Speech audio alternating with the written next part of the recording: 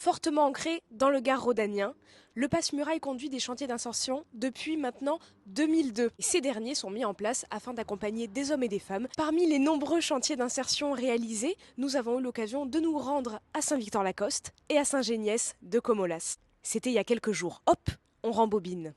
Bonjour TV Sud. Une fois par an, en fait, on réunit tous les partenaires des chantiers d'insertion sur l'ensemble du territoire pour faire le point.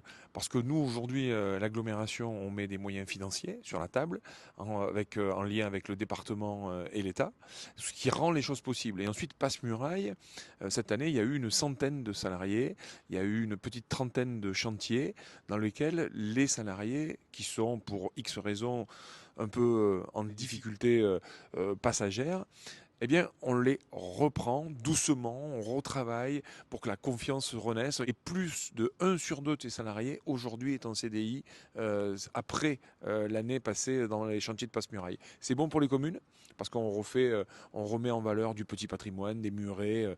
Mais c'est bon pour, évidemment, les usagers, parce qu'ils travaillent, mais aussi parce qu'ils sont fiers de ce qu'ils ont fait. C'est du joli travail. Et tout ça permet eh bien, de retrouver le chemin de l'emploi. Bien sûr, nous, on met les moyens financiers, mais ce qui est important, c'est la passion des femmes et des hommes qui s'occupent des autres, qui donnent du sens à leur mission. Bref, c'est ce qu'on fait tous les jours, faire en sorte que ce territoire soit attractif et qu'on puisse, quelle que soit sa situation, y trouver un avenir. L'importance de ce partenariat de l'agglo avec l'association Passe-Muraille.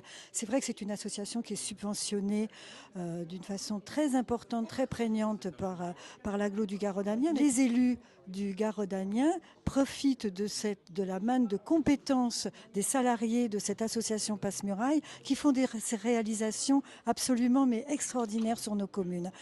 Au niveau patrimonial, pour la conservation de notre patrimoine, au niveau des espaces verts, au niveau de l'atelier numérique, tout ce que les communes ont des difficultés maintenant à mettre en œuvre parce que financièrement ils n'y arrivent pas, eh bien grâce à Passe-Muraille. Et à côté de ça, il y a, si vous voulez, cette réciprocité, c'est qu'en fait, socialement, ça nous permet de mettre en lumière des salariés qui sont normalement éloignés de l'emploi, de leur redonner confiance en eux, de les encadrer par des gens absolument extraordinaires, et ils développent des compétences que vraiment ils ne soupçonnaient pas. On est allé sur le site du lavoir de Cannes, qui est un ancien lavoir de Saint-Victor. Cette visite, elle a consisté à aller voir les travaux qui ont été réalisés sur ce lavoir de Cannes, qui était depuis de nombreuses années à l'état d'abandon. On est très très attaché au patrimoine, donc il était important pour nous de pouvoir le restaurer. Voilà, donc seul c'était compliqué. On a l'habitude depuis maintenant quelques années de travailler avec les chantiers d'insertion, notamment Passe-Muraille.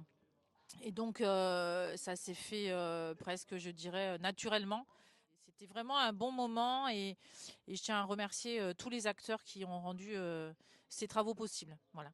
Alors, on a eu l'avantage d'avoir la visite des services de l'agglomération avec l'association Passe-Muraille et donc ses moniteurs, ses dirigeants et ses travailleurs qui sont venus donc nous rendre visite suite à des petits aménagements autour du lavoir, à savoir la mise en place de bacs de fleurs, de murets et de bancs.